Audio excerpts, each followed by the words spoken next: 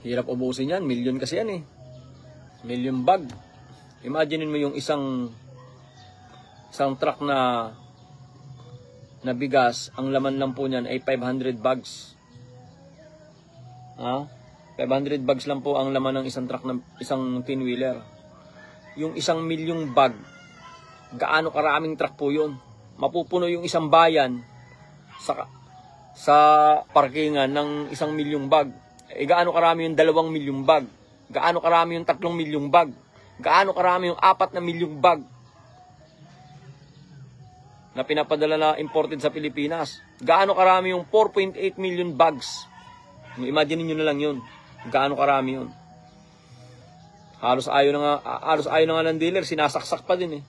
Kausap ko nga yung dealer eh. Kung maaari, ayaw niya nang kumuha eh. Kaya sinasaksak sa kanya. Ganun ang sistema rito sa Pilipinas. Matindi rito. Imported ang nagpahirap sa lokal.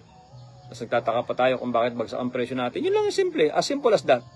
Imported ang nagpabagsak ng presyo.